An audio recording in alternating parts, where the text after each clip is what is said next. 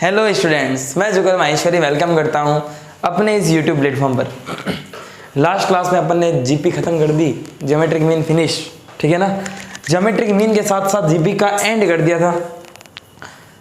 अगर तुम्हें क्वेश्चन करने हैं ना एपी और जीपी पर, है ना, अगर एकदम बेसिक से करने हैं, एकदम 11th के बच्चे हो तो 11th के एनसीईआरटी करो भाई। 9.1, 9.2, 9.3 पहले तो ये खत्म करो। ये ख़त्म कर दी, इसके बाद तुम्हें करनी है यूएसएस नाम की एक चीज़ आती है, यूनिवर्सल सेल्फ स्कोरर। अगर 11th के हो, इससे बढ़ेगी तुम्हारी स्पीड। फिर तो या तुम टाटा मैकग्रा हिल सॉल्व कर लो, या आरडी शर्मा सॉल्व कर लो, या एमएल खन्ना सॉल्व कर लो। ये करो, करनी पड़ेगी, ठीक है क्या। टाटा मैकग्रा हिल या आरडी शर्मा या एमएल खन्ना, या मार्केट में अभी चल रही है ना सिंगेज, ये कर लो। और ये एक बार बड़ी आइडिया नहीं करना चाहते हैं तो कोचिंग इंस्टीट्यूट की शीट्स उठा लो, है ना, रेजोनेंस की, एलएन की शीटें सॉल्व कर लो, टेस्ट दो, प्रैक्टिस करो। कुल मिला के बात ये है। तो मैंने बता दिया मतलब छोटे लेवल से लेकर बड़े लेवल तक कैसे पहुंचना है। बाकी नोट्स सफिशिएंट है, टॉपिक में एक भी नहीं छोड़ने वाला। और जब तक जहाँ तक हो सके हाई से हाई कराऊंगा, ताकि जेई एडवांस तक के तुम्हारे क्वेश्चन हो जाए। पर प्रैक्टिस तुम्हें और करनी पड़ेगी खुद से। चलो भाई, तो आज का हमारा डिस्कशन का टॉपिक क्या है? हार्मोनिक प्रोग्रेशन, हरात्मक श्रेणी कहते हैं इसको हिंदी में, ठीक है। हार्मोनिक प्रोग्रेशन क्या? अगर इसकी ये पहली लाइन ही समझ ली ना, पहली लाइन, तो आगे कुछ पढ़ने की जरूरत ही नहीं है। क्वेश्चन सारे ऐसे ही हो जाते हैं कंसेप्ट से। फिर भी मैं तुम्हें कुछ एक फॉर्मूला दे दूंगा, लेकिन कंसेप्ट से सारी चीजें होगी। मैं भी करूंगा, तुम भी करोगे। देखो भाई क्या है, a sequence in which the reciprocal of the terms form in AP is called HP. कोई अनुक्रम हरात्मक श्रेणी कहलाता है यदि इसके पदों का व्युत्क्रम समांतर श्रेणी में हो। सिंपल सी बात लिखी हुई है कि भाई अ सीक्वेंस, एक ऐसी sequence in which the reciprocal of the term form in AP. कोई सीक्वेंस दे रखी है और उसके टर्म्स का रेसिप्रोकल एपी बनाता हो, तो उस सीक्वेंस को क्या बोलेंगे? एचपी। एक ऐसा अनुक्रम, उसको हरात्मक श्रेणी कब बोलेंगे? अगर उसके जो पद है ना, जो भी पद है, उनका व्युत्क्रम किया, उनका उल्टा किया, और वो समांतर श्रेणी में है, तो वो एपी है। कहने का मतलब क्या है कि अगर a1, a2, a3 dot dot dot dot an, ये सीरीज अगर एचपी है, तो बेटा इसका जो उल्टा होगा 1/a1, 1/a2, 1/a3, 1/an, ये कंफर्म एपी में होंगे। यही है बस एपी, और यही इसकी उल्टी क्या है? एचपी। तो कहने का मतलब ये है, मैंने पूछा भाई कोई एचपी है, उसका 10th टर्म बताओ, तो 10th टर्म एचपी का बताना है। एक काम करो, उसको उल्टा कर लो। एपी का 10th टर्म तो निकालना आता ही है, वापस इसका उल्टा कर देना, वो एचपी का 10th टर्म हो जाएगा। इतना ही करना है। मान लो इसने पूछ लिया भाई कि nth टर्म बताओ, तो एपी का nth टर्म निकालना आता ही है। एपी का निकाल दिया, उल्टा कर दिया, एचपी का आ गया। इसने बोला 3 टर्म्स का सम बताओ, पहले तो उल्टा करो, एपी की 3 टर्म का सम करो, फिर उल्टा कर देना। क्या दिक्कत है? कोई डाउट नहीं।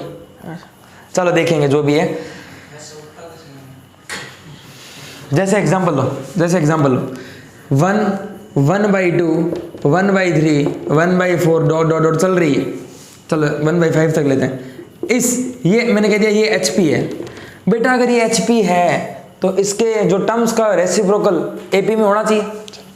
1/1 का उल्टा 1, 1/2 का उल्टा 2/1, 1/3 का उल्टा रेसिप्रोकल कर रहा हूं मैं, ये 4, ये 5। बेटा ये किस में है? अगर एचपी के टर्म्स का रेसिप्रोकल एपी में है, मतलब ये कंफर्म एचपी है।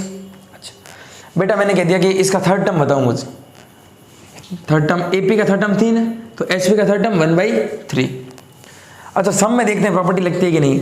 फर्स्ट 2 टर्म्स का सम कितना है? 3। उल्टा करेंगे तो 1/3, और ये 1 + 1/2, 2 + 1 3/2। सम में उल्टे का रूल नहीं है। वो क्यों नहीं है, वो तुम्हें समझ में आ गया होगा। मैंने अभी यहाँ जल्दी जल्दी में बोल दिया था कि इनका जोड़ दो तो जोड़ का उल्टा कर दो, वो गलत चीज़ है। टर्म्स निकालने तो वो उसका कर सकते हैं अपन, टर्म्स निकालने है उसका कर सकते हैं। तो सम कैसे निकालेंगे सीख लेंगे, है ना। फॉर्मूला नहीं है, सम निकालने का फॉर्मूला नहीं है, कंसेप्ट से ही निकालेंगे। कैसे निकालेंगे वो कंसेप्ट में बताऊंगा। अब देखो मैंने बोल दिया भाई इस एपी की 5th टर्म बताओ, तो बेटा इसको उल्टा किया, एपी एचपी की फिफ्थ टर्म बतानी है, पता नहीं है अभी, इसका उल्टा क्या, फिफ्थ, एपी की फिफ्थ टर्म एचपी की क्या होगी 1/5, रेसिप्रोकल करना होता है और कुछ नहीं है। चलो इतना उतार लिया।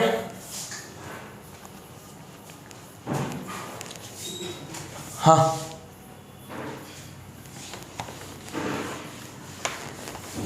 तो एचपी में कुछ नहीं करना, एपी का कंसेप्ट अप्लाई कराना है और हो जाएगा काम।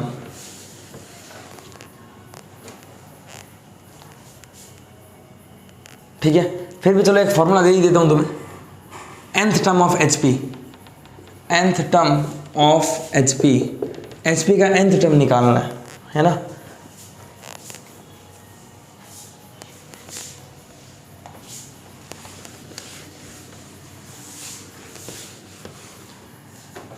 फॉर्मूला याद रहे नहीं रहे कोई दिक्कत नहीं है, फिर भी मैं बस बता रहा हूँ कि अगर बाई चांस कुछ गड़बड़ हो तो फॉर्मूला लगा लेना, लेकिन कंसेप्ट से आंसर आएंगे और अपन अभी जेई के क्वेश्चन करेंगे, आंसर आएंगे, है ना। तो फिर भी चलो मान लो A1 A2 A3 dot dot dot dot AN ये एचपी में है, तो बेटा 1/A1 1/A2 1/A3 dot dot dot dot 1/AN किस में होंगे, एपी में। मुझे इस एचपी का nth टर्म निकालना है, nth टर्म मतलब nवां पद, हरात्मक श्रेणी का nवां पद, सही है, ठीक है। तो 1/A1 1/A2 1/A3 dot dot dot 1/AN AP में होंगे। nth टर्म निकालने का फॉर्मूला एपी का पता है अपन को, nth टर्म का फॉर्मूला होता है a + n-1d, यही होता है। पहले ध्यान दो पहले Tn, nth टर्म क्या है, nth टर्म क्या है 1/AN, तो 1/AN equal to first term क्या है 1/A1 plus n-1 into d होता है सेकेंड टर्म माइनस, तो 1/A2 माइनस 1/A1। चलो अब एक काम करता हूँ मैं सेकेंड, चलो एक और पूरा सॉल्व कर लेते हैं। 1/AN इक्वल टू, हमें इस HP का nth टर्म AN निकालना है, तो हमने HP को उल्टा किया और AP का nth टर्म निकाल रहा हूँ और यहाँ से AN की वैल्यू निकाल लूँगा। चलो एलसीएम लो, एलसीएम लेंगे, पहले इसको सॉल्व करते हैं, n-1 इसको सॉल्व करते हैं, क्या आएगा A1 A2 upon A1 into A2। LCM लो भाई इसका, 1/AN इक्वल टू, एलसीएम आएगा A1 A2 यहाँ से और A1 पढ़ाइए, चलो A1 A2 आ गया, A1 से A1 गया A2 प्लस A1 A2 से A1 A2 गया n-1 into A1 minus A2।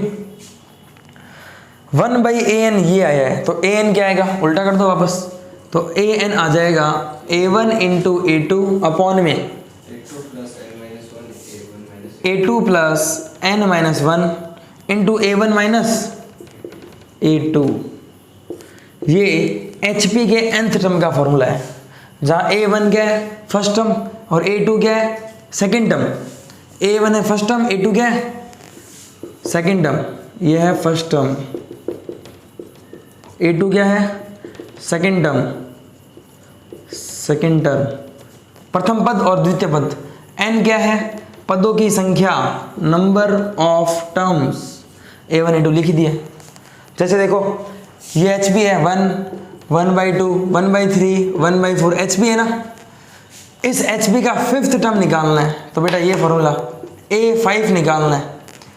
A5 क्या आएगा A1 into A2, first term क्या है 1, A1/2 A1 इंटू A2 बटा A2 है 1/2 प्लस n-1 5 निकालना है, तो 5 minus 1 into A1 minus A2 1 minus half, तो बेटा 1 माइनस हाफ, इस हाफ से ये हाफ, ओहो इस हाफ से ये हाफ नहीं जाएगा, 1 में से हाफ गया, ये हाफ आएगा और 5 माइनस 1 4, तो 2 से 4 कटेगा 2 आएगा, 2 प्लस 1/2 कितना आएगा 5/2, 2 से 2 कट गया, आंसर 1/5 आ गया ना। इसकी फिफ्थ टर्म 1/5, तो nth टर्म का ये फॉर्मूला है, चाहो तो याद कर लो, चाहो तो मत करो, कंसेप्ट है, अगर आते हैं तो क्वेश्चन हो जाएगा। उतार तो लो,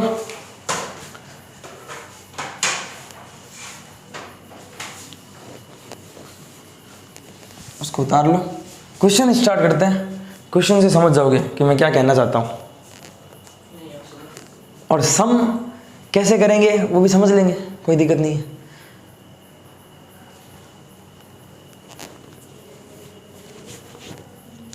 कंप्लीट करो इसको।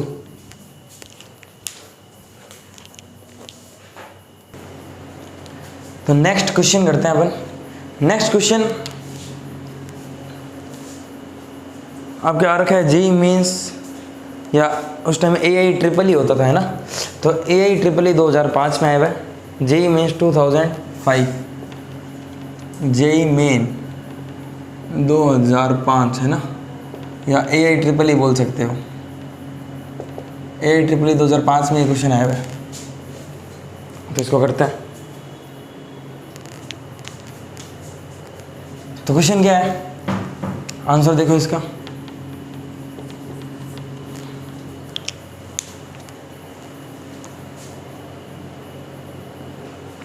तो देखो भाई, क्वेश्चन क्या है कि if x equal to sigma n equal to 0 से इन्फिनिटी a की पावर n, y दे रखा है sigma n equal to 0 to infinity b की पावर n, और z दे रखा है sigma n equal to 0 to infinity c की power n, where ABC are in AP, जहाँ ABC समांतर श्रेणी में है, और क्या दे रखा है, मॉड A 1 से छोटा है, मॉड B भी 1 से छोटा है, and mod C also less than 1, then XYZ are in. तो XYZ किस में होंगे, AP में, GP में, SP में, नन। अब ऐसा मत कर देना टॉपिक HP चल रहा है तो सर HP में होंगे, GP में ऐसी गलती हो रखी है ना। देखते हैं किस में होंगे, आंसर निकालते हैं, सीधी सी बात है। इसका अब तुम समझदार हो गए हो, इसका मतलब समझ आओ।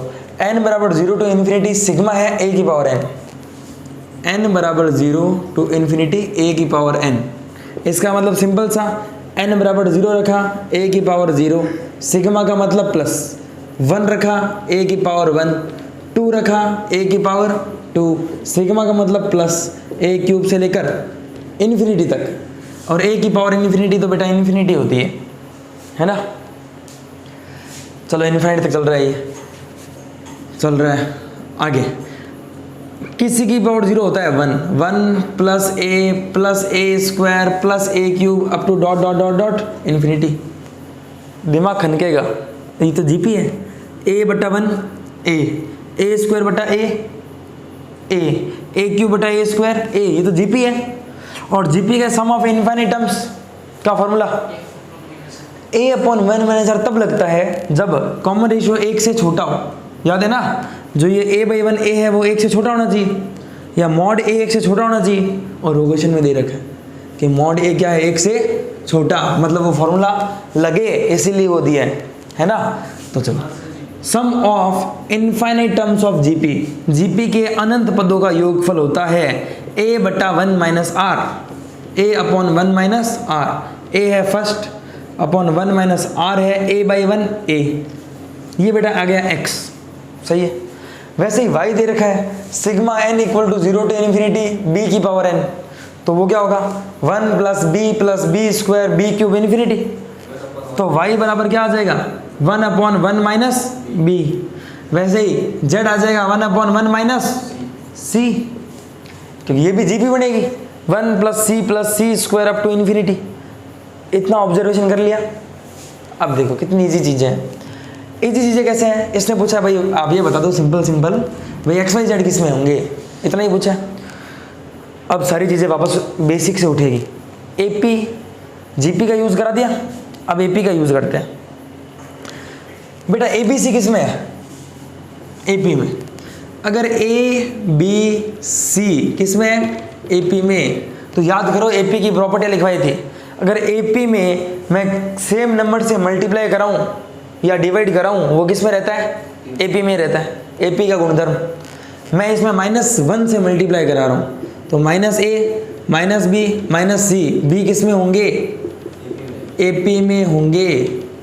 ये प्रॉपर्टी याद आई।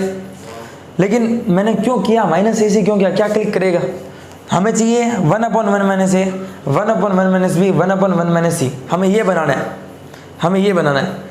मुझे पता है ABC AP में, ए के आगे माइनस है, बी के आगे माइनस है, सी के आगे माइनस है, तो माइनस से गुणा करा दी भाई। माइनस ए माइनस बी माइनस सी किस में, ए पी में।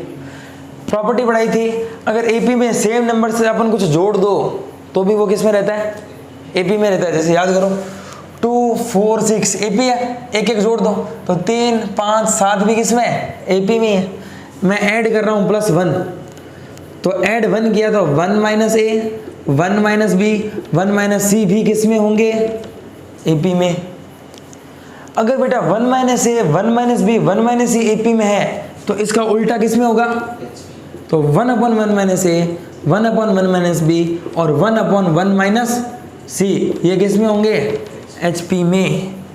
तो इसने पूछा है भाई एक्स वाई जेड किस में है, ये 1/1 माइनस ए एक्स है तो एक्स, 1/1 माइनस बी वाई है तो वाई, और जेड एक्स वाई जेड किस में होंगे, एच पी में होंगे। एच पी का ही टॉपिक है और एच पी ही आंसर है।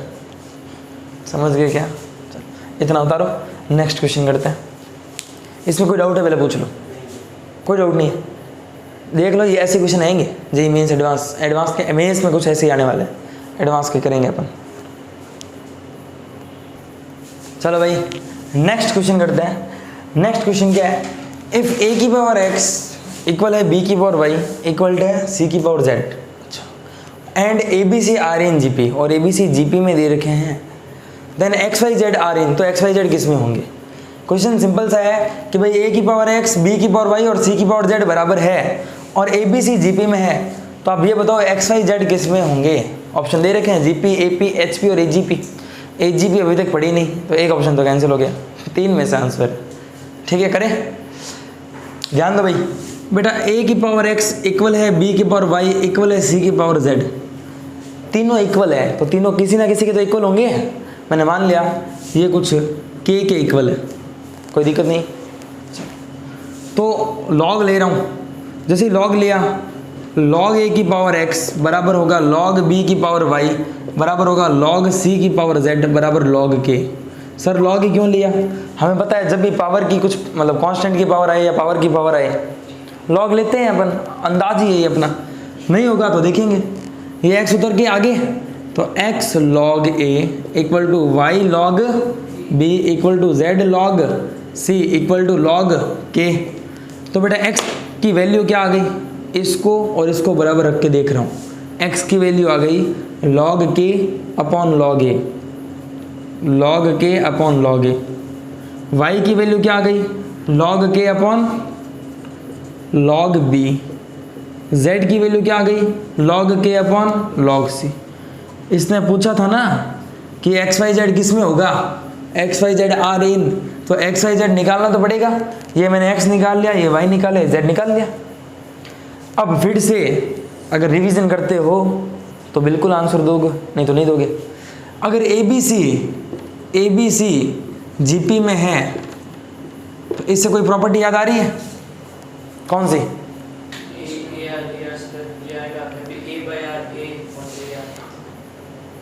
अरे थोड़ी तो बुद्धि लगाओ, ये लॉग चल रहा है तो इससे कोई लॉग की प्रॉपर्टी याद आ रही है? जीपी की लास्ट प्रॉपर्टी लिखाई थी, अगर ए बी सी जीपी में है तो लॉग ए लॉग बी और लॉग सी किस में होंगे,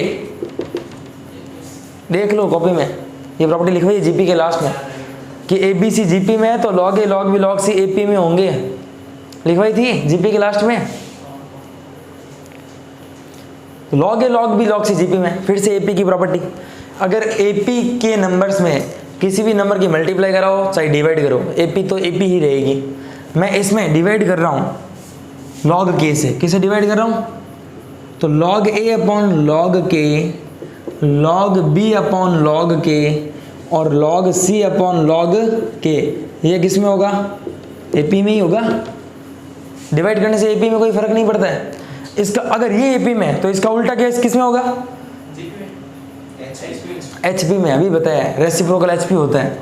तो लॉग के अपॉन लॉग ए, लॉग के अपॉन लॉग बी और लॉग के अपॉन लॉग सी किस में होंगे, एचपी में। अगर ये एपी में है तो इसका रेसिप्रोकल एपी एचपी में होगा। लॉग के अपॉन लॉग है एक्स, ये है वाई और ये है जेड, यानी एक्स वाई जेड किस में होंगे, एचपी में। लॉग के अपन लॉग एक्स ही तो है, लॉग के अपन लॉग भी वाई है और लॉग के अपन लॉग सी जेड है। तो इसने पूछा एक्स वाई जेड किस में होंगे, एचपी में होंगे। ये क्वेश्चन भी एचपी का ही निकला। अगला दूंगा, फिर से ये ऑप्शन ही दूंगा, फिर एचपी मत बोलना, सॉल्व करो फिर ही बोलना है। कंप्लीट जल्दी करो इसको किसी और तरीके से भी कर सकते हैं वैसे अपन, पर ये तो मेथड है, मेथड तो मेथड के हिसाब से होगा। क्या समझाना, बोल बेटा।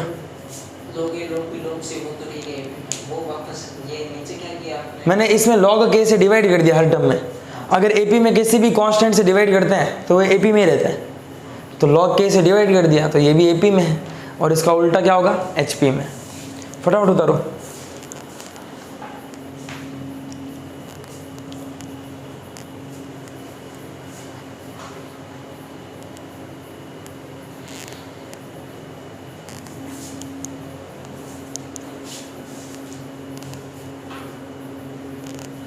मिटा दूं?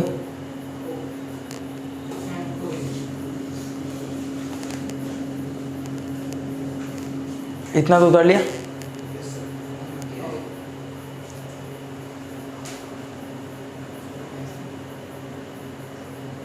जल्दी, ठीक है, चलो उतार लेना, बाकी है ना खुद से कर लेना। नेक्स्ट एक बार समझ लो, देखो समझो पहले। अगर ये a की पावर x बराबर b की पावर y और बराबर c की पावर z, ये बराबर है, और ये a b c किस में है, किस दे रखा ना, a b c gp में। अगर a b c gp में है तो अपन मान के देख लेते हैं। अगर a b c gp में है, a मैंने 2 मान लिया, b मान लिया 4 और c मान लिया 8, 2 टू 4 4 टू 8, gp मान ली। उसकी पावर x है, उसकी पावर y है और इसकी पावर z है, मैंने मान लिया ABC GP में, ये लो GP। तो 2 की पावर x बराबर है 4 को लिख दिया 2 की पावर 2, तो 2 की पावर 2y और 2 की पावर 3z। सही है? अरे हाँ या ना? ये चीज़ें तीनों सही है। अब मेरी बात सुनो, ये बेस अगर सेम है और इनकी पावर दे रखी है और ये सब इक्वल है, मतलब ज़रूर पावर एक दूसरे के इक्वल होगी, तो x इक्वल होगा 2y के और 2y इक्वल होगा 3z के। सही है? इसको किसके बराबर रखा मैंने, कुछ k के, कुछ तो आएगा ये। तो x की वैल्यू आ गई k, y कितना आ गया k/2 और z कितना आ गया k/3। पूछा x y z किस में होंगे, x है k, y है k/2 और z है k/3, ये पूछा है। एक बार इसका उल्टा करके देखो, ये 1/k, ये 2/k, ये 3/k, 1/k, 2/k, 3/k, ये क्या बन रही है, AP। भाई 1 2 3 AP में है, उसमें अगर k का डिवाइड होगा तो 1/k, 2/k, 3/k भी AP में होंगे। बेटा अगर ये AP में है, इसका मतलब ये किस में होना चाहिए, हाँ HP में, ये HP में होंगे ना। तो x y z किस में है, HP में। भाई मैंने x y z निकाल लिया, समझ नहीं आ रहा है x y z क्या है, एक बार इसका उल्टा करके देखा तो ये AP बन गई, मतलब ये क्या है, HP। समझ गए क्या? इतना उतारो, नेक्स्ट करते हैं क्वेश्चन।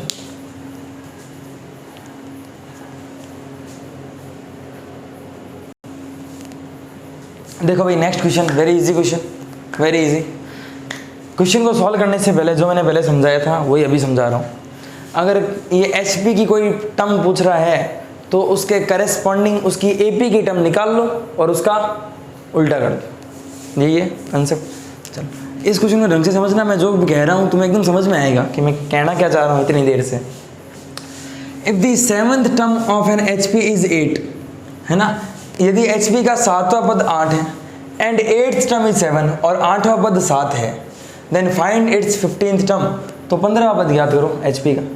बेटा HP है H1, H2, H3, ऐसे चलते चलते चलते कभी ना कभी H7 आएगा, कभी ना कभी H8 आएगा। H15 पूछा है, H15 पूछा है।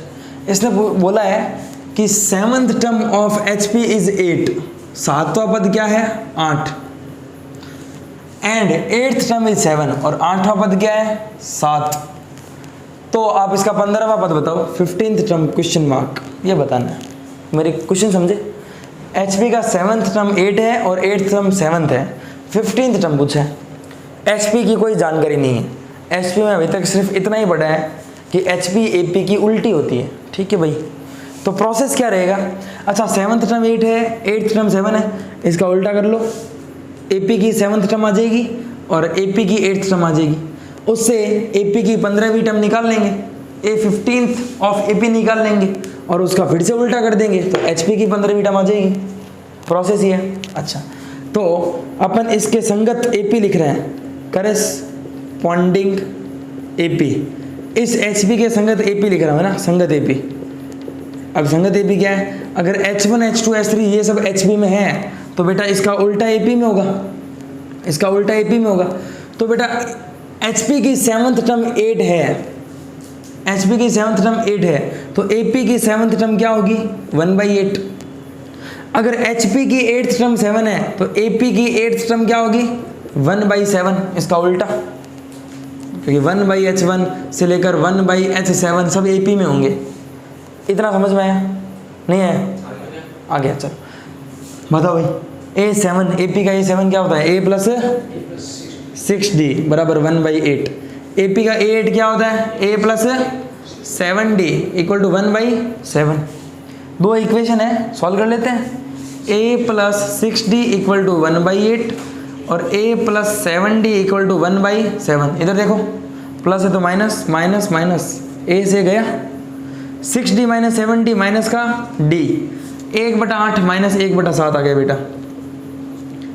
तो D कितना आ गया 7 माइनस 8, ओ माइनस D है ना, माइनस D कितना आ गया 7 माइनस 8 अपॉन 8 7 जा 56 minus D equal to -1 upon 56। Minus से माइनस खत्म, D आ गया बेटा 1/56 1/56। एपी सॉल्व कर रहे हैं, एचपी तो भूल ही गए अपन तो एपी सॉल्व कर रहे हैं। D आ गया, D की वैल्यू इसमें किसी में भी रख दो, मैं इक्वेशन 1 में रख रहा हूँ है ना, D की वैल्यू उठा के इक्वेशन 1 में रख दी तो A प्लस 6 D की वैल्यू 1/56 इक्वल टू 1/8। बेटा ये प्लस का है, उधर गया तो काट के भेजते हैं ना, 2 3 जा 6 और ये कितना आ जाएगा 28 प्लस 3/28 उधर गया तो माइनस का, तो A आ गया तुम्हारे पास 1/8 माइनस 3/28। सही है क्या, 1/8 माइनस 3/28। एलसीएम लो, 8 इंटू 28 मल्टीप्लाई करो इसको, 8 से 8 गया 28, 28 से 28 गया 8 3 जा 24, कितना आया मल्टीप्लाई कराने पर 28 माइनस 24 4 अपॉन कितना 8 8 द 64 का 4 पावर 6, 8 2 जा 16 और 6 224, कट रहा है क्या, 2 2 जा 4 2 1 जा 2 2 1 जा 2 2 2 जा 4, फिर 2 से काट दो, कितना आ गया ये 56 आ जाएगा ना। A आ गया 1/56, D भी आ गया 1/56। क्या पूछा है इसने, HP की 15, अपन तो HP को भूल गए, अपन तो AP में खेल रहे हैं, AP की 15वीं टर्म निकालते हैं है ना। तो A15 निकाल रहा हूँ AP का, वो होता है A प्लस 14D। A कितना है 1/56 प्लस 14 इंटू D कितना है वो भी 1/56। सही है बेटा, 1/56 प्लस 14/56 15/56 आ गया, ये आ गया A15 15/56। तो HP की 15वीं टर्म क्या होगी, हाँ H15 HP की 15 टर्म होगी 56 अपॉन 15 56/15, उल्टा हो जाएगा। ऑप्शन कौन सा, अच्छा ऑप्शन दिए नहीं क्या, ऑप्शन दिए नहीं, कोई बात नहीं, ऑप्शन अब दे देता हूँ। ऑप्शन ए 16 14 और 56/15, ऑप्शन है 16, ऑप्शन बी 14, ऑप्शन सी है 56/15 और ऑप्शन डी है 15/56। तो 56/15 ये आंसर। अब बताओ इसमें क्या फॉर्मूला लगा दिया मैंने एचपी का, कोई एचपी सीधी सिंपल दी हुई है, उसको एपी में चेंज किया, एपी में ही खेल खेला और एचपी में आंसर दे दिया। बोलो कोई डाउट हो तो, कोई डाउट नहीं है। अब अगला क्वेश्चन करते हैं फिर है ना, नेक्स्ट क्वेश्चन अभी पूछ ले महेश, कोई डाउट है तो ठीक है, फिर नहीं है तो चलो भाई। नेक्स्ट क्वेश्चन करने से पहले एक बार थोड़ा इस पर वापस ध्यान दो कि हम 7th टर्म 8 है और 8th टर्म 7 है, तो इसकी एपी की 7th टर्म है 1/8 और 8th टर्म है 1/7। तो डी तो निकाल सकते हैं कॉमन डिफरेंस, जो कि होता है A2 माइनस A1 या A8 माइनस A7। आगे वाली टर्म माइनस जस्ट उसके पीछे वाली टर्म डी आ जाएगी। डी आ गया 1/7 माइनस 1/8, 8 माइनस 7 1/56। डी तो डायरेक्ट आ गया। डी की वैल्यू किसी भी एक इक्वेशन में रख दो, ए आ जाएगा। मैंने इसमें रख दी तो ए आ गया, बाकी प्रोसेस वही रहेगा। ठीक है क्या? चलो नेक्स्ट क्वेश्चन करते हैं। नेक्स्ट क्वेश्चन क्या है? क्वेश्चन पढ़ो। Let A1 A2 A3 dot dot dot dot A10 be in AP, है ना। A1 से लेकर A10 तक जो भी नंबर्स है वो समांतर श्रेणी में है। आगे बढ़ते हैं। And H1 H2 H3 dot dot dot dot H10 be in HP, और H1 से H10 क्या है? HP में है। अब देखो जानकारी क्या दे रखी है इसने, मस्त जानकारी दे रखी है कि AP का फर्स्ट टर्म और HP का फर्स्ट टर्म दोनों कितने हैं? 2। AP का 10th टर्म और HP का 10th टर्म वो भी दोनों कितने हैं? 3। ये इसने जानकारी दे रखी है। नहीं ऐसा कह रखा है इसने कि AP का 10वां पद दोनों अलग अलग है, तू कंबाइन कर रहा है, तू एक ही HP सोच रहा है। एक अलग AP है और एक अलग HP है। उस AP का फर्स्ट टर्म और 10th टर्म दे रखा है, और इस HP का फर्स्ट टर्म और 10th टर्म दे रखा है 2 और 3। तो पूछ रहा है, क्या पूछ रहा है? इधर देखो, ये पूछ रहा है कि A4 इंटू H7 बताओ। मतलब इस AP का 4th टर्म, चौथा पद, और इस HP का कौन सा पद? 7वां पद, 7th टर्म की मल्टीप्लाई, प्रोडक्ट बताओ, गुणनफल बताओ। समझ गए क्वेश्चन? ठीक है यार। AP है, AP का फर्स्ट टर्म कितना दे रखा है? 2, और 10th टर्म कितना दे रखा है? 3। A10 होता है A प्लस 9D बराबर 3। फर्स्ट टर्म कितना है? 2 प्लस 9D इक्वल टू 3। तो 9D इक्वल टू 3 माइनस 2, तो D आ गया 1/। पूछा है A4 H7, तो A4 निकाल लेते हैं। A4 मतलब A प्लस 3D। A कितना है? और 3D कितना है? 1/9। क्या 9? 3 1 जा 3, 3 3 जा 9। 2 प्लस 1/3, 3 2 जा 6 और 1 7/3 आ गया बेटा 4th टर्म। एक काम तो कर ही दिया। अब ये HP है, H1 से लेकर H10 तक। HP का फर्स्ट टर्म कितना है? 2 है बेटा। तो इसका एक बार रुक जाओ, HP का फर्स्ट टर्म 2 है और HP का 10th टर्म 3 है। HP तो हमें आती नहीं है, हमें तो इतना पता है HP का उल्टा क्या होती है? AP। तो अगर इस HP का फर्स्ट टर्म 2 है तो इसके करस्पॉन्डिंग AP का फर्स्ट टर्म होगा 1/2। इसके करस्पॉन्डिंग AP का 10th टर्म क्या होगा? 1/, और A10 होता है A प्लस बराबर 1/। फर्स्ट टर्म कितना है? तो 1/2 प्लस 9D इक्वल टू 1/, तो 9D इक्वल टू 1/3 माइनस 1/2। ठीक है क्या? हाँ कितना आएगा?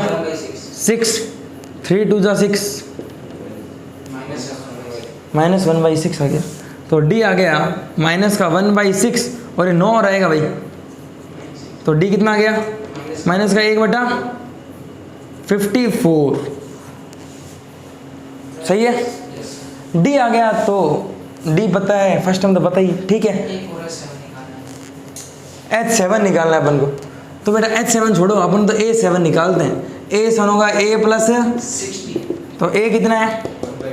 A है हाफ प्लस 6 इंटू D है माइनस का 1/54। बेटा 6 9 जा 14 54, 6 9 जा 54, प्लस माइनस माइनस 1/2 माइनस 1/9 कितना आ गया? 7th term of this HP के करस्पॉन्डिंग AP का 7th टर्म क्या आ गया? 9 माइनस 2 अपॉन में 18। 7th टर्म आ गया 7/18। हमें तो बेटा H7 निकालना है, तो H7 इसका उल्टा नहीं होगा क्या? 18/7। लेकिन हमें ये थोड़ी निकालना, हमें तो A4 इंटू H7 निकालना है। तो A4 है 7/3, H7 है 18/7 से 7 3 6 जा 18। जेई एडवांस का समझ लो वाली, है ना। लेकिन पुरानी IIT में आया है, कोई 1999 में आया हुआ है या 2000 में आया हुआ है ना। ये है, बोलो समझ में आया? बोलो HP देख कैसे खेल रहा हूँ। HP में उल्टा करके AP बनो और खेलो। खेल तो सकते ही हो, खुला खेलो। तो आज के लिए इतना ही करते हैं, ठीक है। Thank you.